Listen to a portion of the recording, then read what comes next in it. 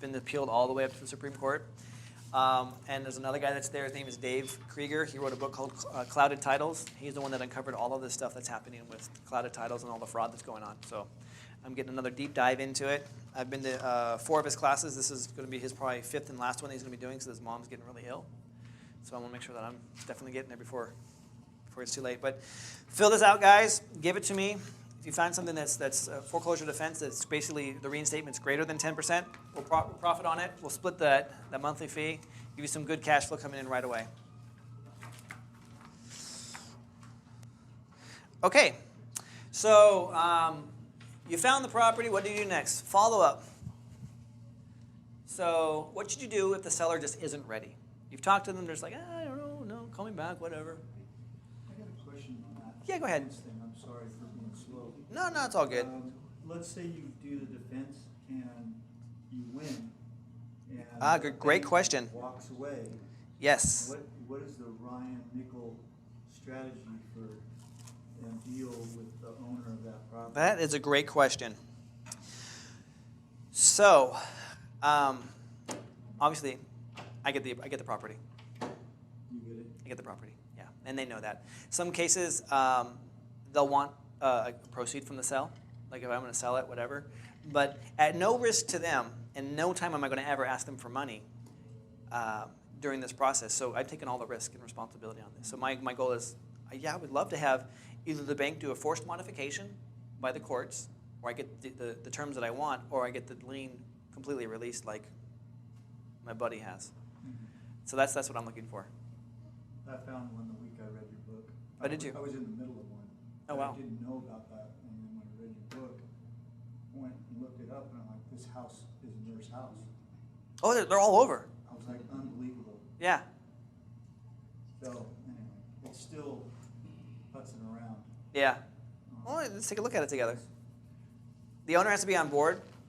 Here's what I found out. I found this out the hard way. You have to have the owner on board because you can't file a lawsuit if the party that is supposedly injured party isn't party of it. Yeah.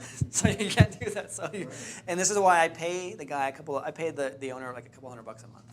Just in fact, what we'll do is we'll draft all the pleadings for him, and if he ever had to go to court, he can say, Honor, I stand on my pleadings, and that's it. And so, because most guys are like, I don't want to go to court and all that stuff. So. How often do you get the loan modification resolution?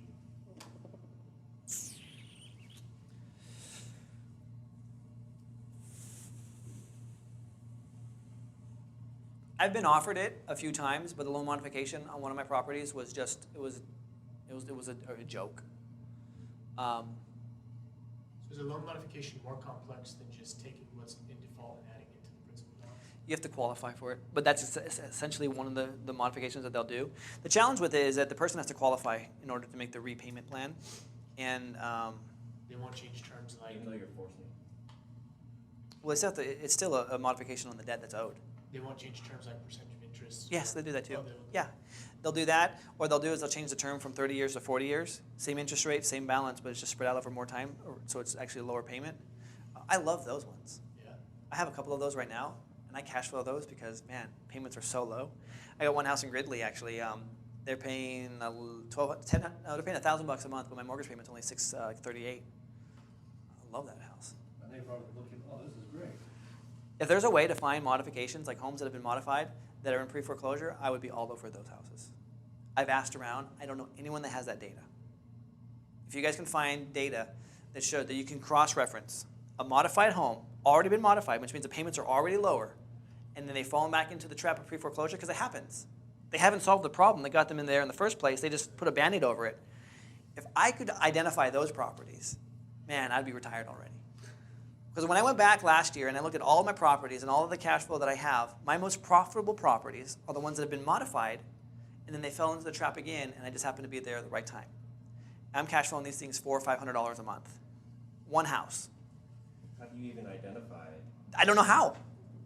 That's the problem. In the property radar, wouldn't indicator of that being you've seen previous notice of default, notice of trustee sale? It would be a and trigger, and- but it's not necessarily the case. But after that, then you see a where it's been the.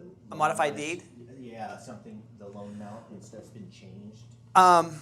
No, here's the thing. So this is the crazy part. So I thought that for Well, sure. I guess the loan amount wouldn't be changed. No, it wouldn't. Yeah, there's no change that would go on record. So here's what I thought. So I have, so like I said, several properties that have modified. I went and looked. I have one that has a modified deed recorded. I'm like, oh, great. I'm going to look at all modified deeds. Then I went and I looked at my other properties. I'm like, wait, they don't have modified deeds. The bank just did an internal modification. Never recorded it. Yeah. So how would I know? And so that's a challenge. But if you guys can find that, man, I mean, that's money right there. That is like easy pickings. So back to my original question, it's not really a resolution where you're forcing the bank into a loan modification with a foreclosure defense. Like, that's not something that, You're forcing them to give that option. that's it. That's it. That's all it is. Yeah. That option is now on the table, whereas before it wouldn't, because a modification has to go 37 days prior to auction. And then the court says, well, they did what they needed to do. They offered a modification.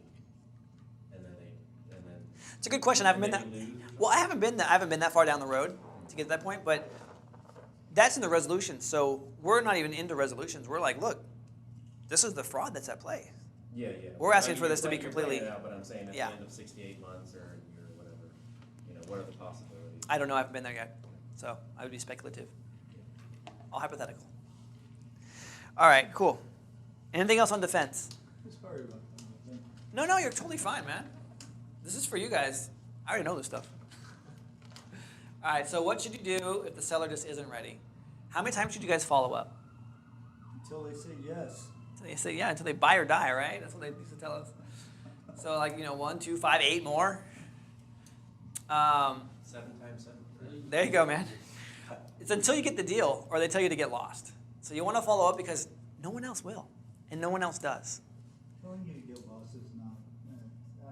You know what? They tell you to get lost, come back. I disagree. I go back, but I got lost going home. Yeah, I had one guy yelling at me. I told you not to come here. I said, I know you did, but I brought you a little bottle because he drinks. What happened there? He still yelled at me. Dude, I was waiting for a good story, man. Trying. I gotta tell you, I've closed more deals on the follow-up than getting them under contract in the very first time. I follow up on deals that no one else follows up on. And it's partly because I got Siri, man. Siri's my go-to gal. Have you guys seen the Google Assistant? Where they call and they do the, create an appointment for a haircut? Oh, I saw yeah. that. Isn't that bizarre? Isn't that crazy? It actually interacts with the people. Yeah. themselves. It's like it's Makes a phone thinking. call and appointment. I cannot wait to And it talks about, like someone said, no, this is not appointment, it's not available, can I need it? Well, yes, this one will do, or how about this time? Yeah. I cannot wait for the AI to catch up where I can say, hey, negotiate this down to this price. Keep on following up until you get this price, and then call me, That's what I'll be doing with that. That's exactly, I'll just autopilot, be done. Cut your price on VA. That's right, seriously. So best practices, delegate it to a VA. Phone reminders, Siri, Google Assistant, Slide Dial. Who knows what Slide Dial is? All right. You want to tell us what Slide Dial is? Slide Dial is an app that allows you to send a message, or you could send a voicemail that it doesn't make the phone ring, just kind of leaves them whatever message you send them. And what I like about Slide Dial specifically, because there's other services that do it too, but with Slide Dial, it allows you to record your message, and you can make it a big message so you can send the same thing out to That's right. every single person in your call list. And so you don't have to keep doing it over and over. And it's free. It's a free service up to 10 phone numbers at a time. If you want to do more than that at a time, you got to pay for it. So I use the free version. That's awesome. I've bought properties off of Slide Dial follow-ups. And he's right, completely vague. And all I say in my vague follow-up is hey, this is Ryan. I know we talked a while back about your house, but my circumstances have changed. I might be able to offer you more for your property. Is it still available? Give me a call. People give me calls back. And guess what? I can't offer them more. My circumstances have changed if you give me terms. That's how that works. So yeah, Slide Dial is great. And the way the technology works is it rings the phone, and immediately it rings them again. And you know how when the phone is ringing, it automatically sends it the voicemail? So it goes boom, simultaneously, like a nanosecond, and the first one drops off as this one slides in, real sly-like, and it never rings at all in the first place. So all they see is this voice. Oh, I missed a voicemail. It's brilliant. Brilliant use of technology. And Why is it that you wanna do that? Because you got a voicemail, like, oh, I wonder what this is. I'm going to listen to it. you can get mass people without actually calling. Yeah. Yeah, You can do like 100 people like at one time. Yeah, that's exactly why you would want to do it.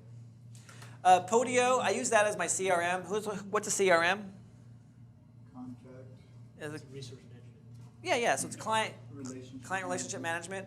And the only reason I do Podio, and I'm very bad at Podio, I have a, It works well with VAs. it does work with VAs. I have a brand new VA, so I'm teaching her how to do this because my old VA was sloppy at it. So I'm teaching her that when we get new, and I only use VAs, or I only put people in Podio that have actually called me. VA, A virtual assistant. okay. Yeah, so she's in the Philippines. So here's a cool thing. Podio has, you can connect it to, no, it's not CallRail. I used to use CallRail. I used to use a different service. But CallRail records your phone calls, and then it automatically will put it into Podio for you. And so through InvestorFuse, you can use InvestorFuse. It like overlays in the Podio. So if someone calls on one of your apps, and you can have different, up to 10 lines, like $30 a month. So you have 10 different lines, and these lines, these phone lines, you can have like a probate line, you can have a pre-foreclosure line, you can have abandoned property line, so you can track which marketing is working. And then you don't have to worry about like, oh crap, you know what, I didn't record this conversation, or I didn't like write down the notes or whatever, I couldn't get the property address because I was driving my car. It's okay, it's recorded. The call's recorded, and then it automatically will create a profile in Podio. And then you can just tell your VA what you need to do with that. Follow up on this, do that. It transcribes it, or audio is put into it? Audio, so you can listen to it. And Isn't so, there one where you can set it up to where it says this phone call is being recorded for quality purposes? oh, I didn't even So do the that. person on the other end gets it and can read it? You know, I don't even do that. I just record it. It's automatically, the call's recorded. But yeah, I guess it's breaking the law, California. But I mean, come on. I didn't say that. Get consent. So these are best practices, and that's that. Any questions up to now? Yeah. I just put in my little plug here for Evernote. Okay. Evernote's cool. You can record audio directly into Evernote. It holds all the pictures and everything in there, all in one place. And you can get information into it from wherever. So it's cool that, and you can schedule reminders and stuff. One thing, hold on, question real quick. One thing I do like about Podio is Podio I can pull up a view and I can see all my properties and what status I'm in and what needs to be reviewed, what needs to go on, what's happening. You can't do that with Evernote. Yeah, okay. So my question was gonna be, what qualifies putting the property into Podio? Phone call. So that you permit contact with? They've raised their hand and told me that they're interested. Because if not, I'd have billions of people. The whole world's my prospect. So it goes from suspects to prospects. And initiates that on a phone call once they call back. If they've called me, I know that they're interested. Yeah. Yeah. So it changes the status. No, they don't get put in the Podio until they've called me. Oh, okay. Exactly. And that's something you have your VA do? No, it does it automatically with InvestorFuse. If you guys want InvestorFuse, like, I don't know, $150 a month. If not, you can just get the phone call, and once someone has it, you can just tell your VA, because your VA is going to have you're going to have a spreadsheet somewhere of where you got this person's information, whether it's probate, whether it's pre-foreclosures, whatever. And you can just say, or just give your assistant the address. Hey, put this person's contact information in for me. Let them do all that work. Good question. Well, yeah, create a box in your spreadsheet, you just click. Yep. So